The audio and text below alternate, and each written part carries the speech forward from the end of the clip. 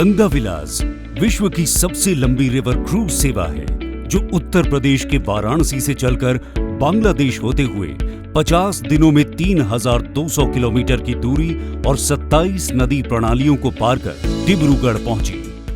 भारत की विरासत और आधुनिकता का अद्भुत संगम हमें इस यात्रा में देखने को मिलेगा।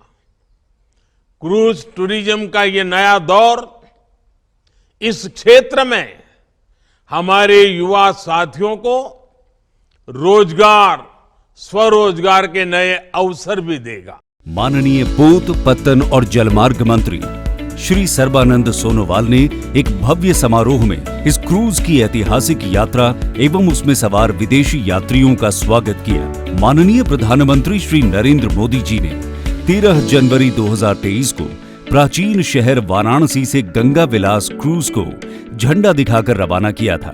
इस जहाज में सवार विदेशी पर्यटकों को गंगा नदी के किनारे बसे उत्तर प्रदेश, बिहार, झारखंड एवं पश्चिम बंगाल राज्यों के प्रमुख शहरों जैसे गाजीपुर, पटना, मुंगेर, भागलपुर, साहिबगंज, फरक्का, मुर्शिदाबाद, कालना एवं कोलकाता की ऐतिहासिक धरोहरों, मनोरम दर्शनीय स्थलों, पर्यटन केंद्रों तथा सुंदरबन की सैर कराने के पश्चात 3 फरवरी को हेमनगर से बांग्लादेश में प्रवेश किया। बांग्लादेश में इंडो बांग्लादेश प्रोटोकॉल रूट पर 14 दिनों तक बांग्लादेश के विभिन्न दर्शनीय स्थलों का भ्रमण करते हुए गंगा विलास बांग्लादेश सीमा से ब्रह्मपुत्र नदी में 17 फरवरी को पुनः भारत के असम राज्य में स्थित धुबरी शहर पहुंची। इस दौरान भारत एवं बांग्लादेश में निर्बाध कस्टम तथा अप्रवासन इमिग्रेशन का सुनिश्चितीकरण किया गया। जब गंगा विलास का आगमन बांग्लादेश में हुआ तो वहां के नौवहन राज्य मंत्री माननीय खालिद महमूद चौधरी द्वारा मोंगला पोर्ट पर यात्रियों का जोरदार स्वागत किया गया। बांग्लादेश में गंगा विलास अपनी यात्रा के दौरान विभिन्न शहरों से गुजरी, जिसमें हरबारिया, ढाका, सोनारगांव, सिराजगंज एवं चिलमारी प्रमुख हैं। आम लोगों में गंगा विलास के लिए काफी उत्साह दिखा तथा इसकी काफी सराहना भी की गई। साथ ही साथ बांग्लादेश की सांस्कृतिक विविधता ने इस यात्रा में 4 चांद लगा दिए।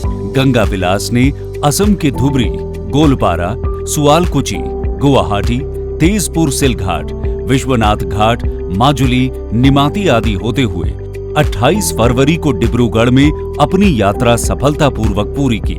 MV गंगा विलास ने देश के ऐतिहासिक, सांस्कृतिक और धार्मिक पर्यटन के विभिन्न पहलुओं से पर्यटकों को अवगत कराया। पर्यटकों ने जहां एक तरफ गंगा आरती, कामाख्या देवी मंदिर के मंत्रों और पटना साहिब में गुरुओं की वाणी से भारत के धार्मिक एवं आध्यात्मिक विरासत को समझा, वहीं सारनाथ एवं विक्रमशिला विश्वविद्यालय के अवशेषों में भारत की शैक्षिक और सांस्कृतिक विरासत देखने का भी अवसर मिला। सबसे बड़ा नदी द्वीप माजुली, अहोम राजा की धरती शिवसागर, एक सींग वाले गैंडों का घर, काजीरंगा राष्ट्रीय उद्यान और विश्व धरोहर स्थल बंगाल की खाड़ी के डेल्टा में जैव विविधता से भरपूर सुंदरबन का आनंद लिया।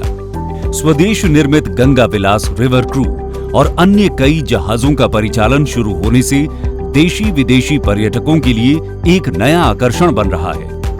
गंगा विलास का निर्माण मेक इन इंडिया के तहत कोलकाता में हुआ है। इस लग्जरी जहाज में यात्रियों के लिए हर सुख सुविधा का ध्यान रखा गया है, जो 5 सितारा होटल से भी बेहतर है। क्रूज में 36 यात्रियों के रहने की सुविधा है और उनकी सेवा के लिए 40 सदस्यों का दल उनकी हर छोटी बड़ी जरूरतों का ध्यान रखता है। सुविधाजनक एवं सर्वांगीण रूप से विकसित जलमार्ग रिवर क्रूज टूरिज्म की सफलता की सबसे महत्वपूर्ण कड़ी है।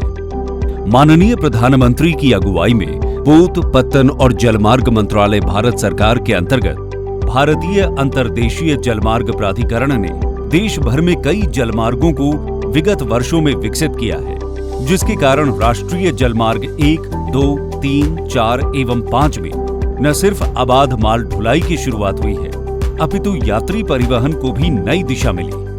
गंगा विलास क्रूज न केवल क्रूज टूरिज्म को बल्कि पूरे भारत में पर्यटन, घरेलू उत्पाद एवं स्थानीय कला को बढ़ावा देगा। गंगा विलास से देश में पर्यटन के साथ साथ रोजगार को भी नई दिशा मिलने लगी है और नदी परिवहन के लिए एक मील का पत्थर बनने की दिशा की ओर अग्रसर है।